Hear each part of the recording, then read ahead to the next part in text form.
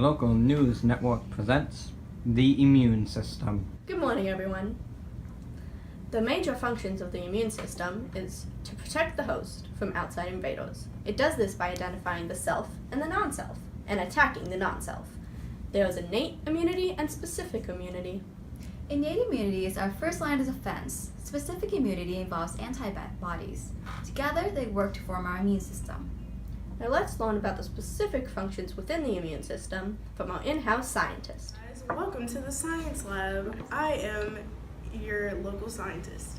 So today we're going to go over the many parts to the immune system. First up is the thymus gland, which is a hormone necessary for T cell development and production. This is the location of the thymus in between the lungs, right here underneath the trachea.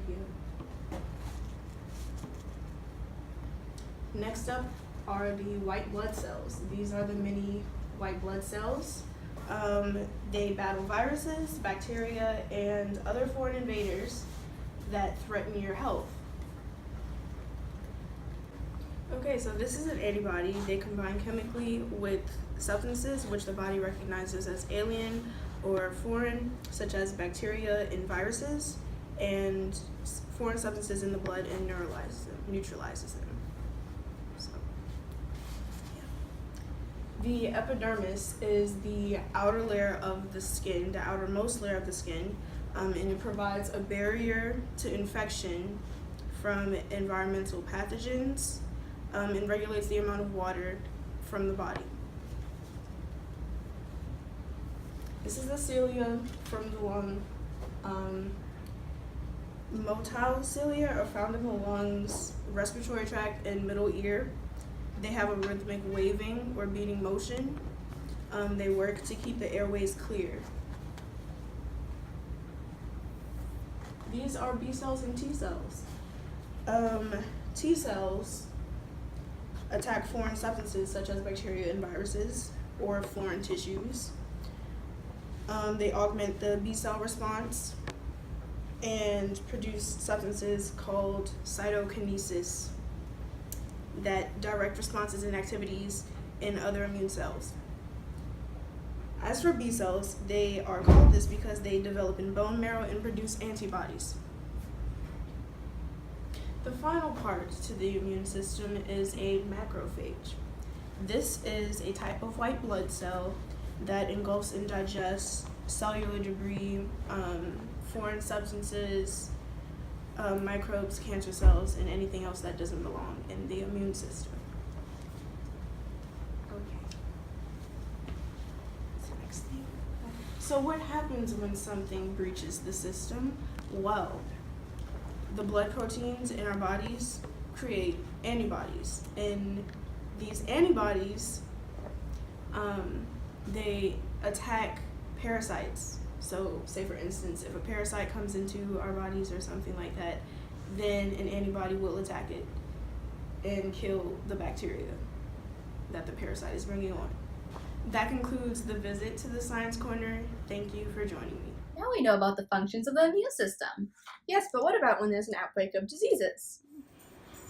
Well, thank you for asking. A disease outbreak occurs when there is a larger than usual occurrence of a disease over the course of a specific time and place. Diseases are mostly transmitted through either person-to-person contact, person-to-animal contact, or environmental factors such as contaminated water or air. In rare cases, you can also transmit a disease through chemicals or radioactive substances. To understand this better, let's look at some notable historical pandemics. The plague of Justinian occurred between 541 to 542 during the Byzantine Empire. It was caused by the bacterium Yersinia pestis, which is also the cause of the bubonic plague later on in Europe. Named after the ruling empire during the time, Justinian I, the plague killed an estimate of 25 million people over the course of a year. At its height, it was killing 5,000 people per day. Transmitted by rats carrying infected fleas. The disease symptoms include swollen lymph nodes in the arm, groin, and neck area that would later then develop into severe fever and then death. Another notable historical pandemic is the third cholera pandemic that occurred between 1852 to 1860, spreading first from India, then to Europe, Africa, Asia, and North America. The cholera pandemic, specifically the third one, was the most significant out of 7 because it killed an estimate of 1 million people. Spread through contaminated water and in rare cases through infected people.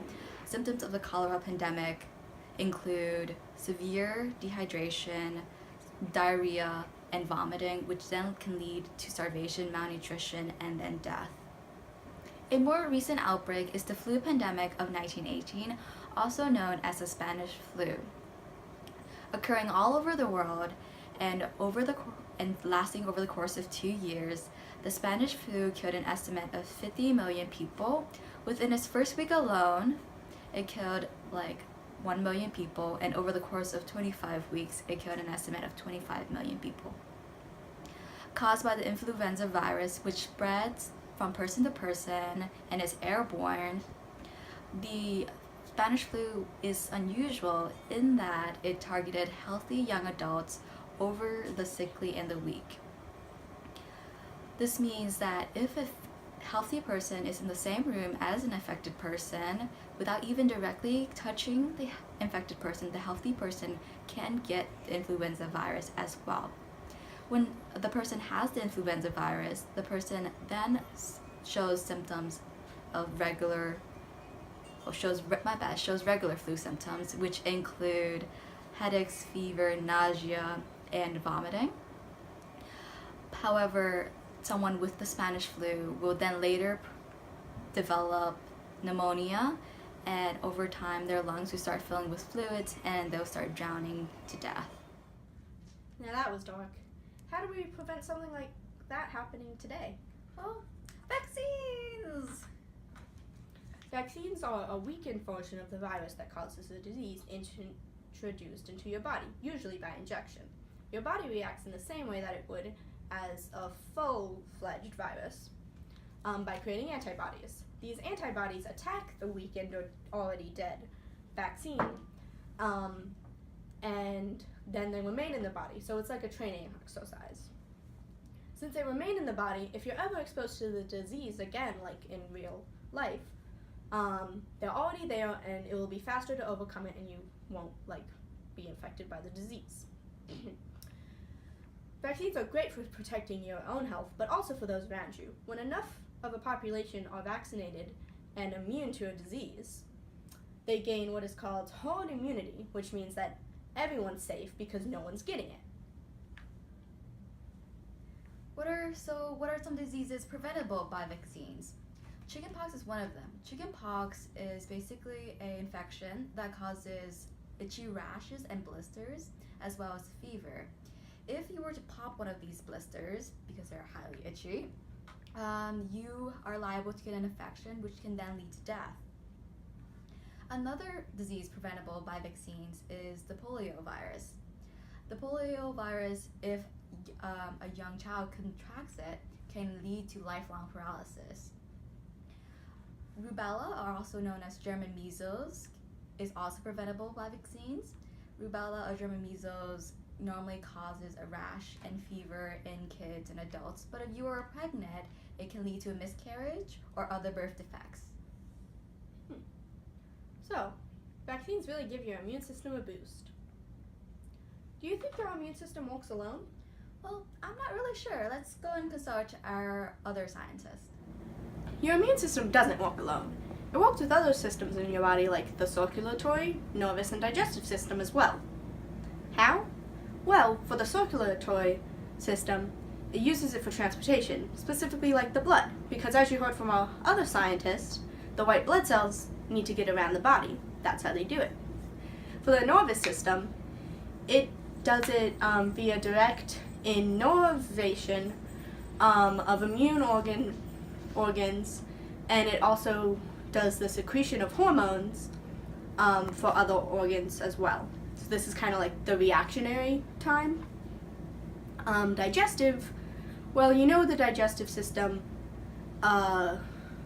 it gets nutrients from food, and so the nutrients and energy is used to help repair cells, stimulate growth, and have energy for the body, for the systems to work. And so that's important because otherwise the organs in the immune system wouldn't be able to do anything with broken cells all the time.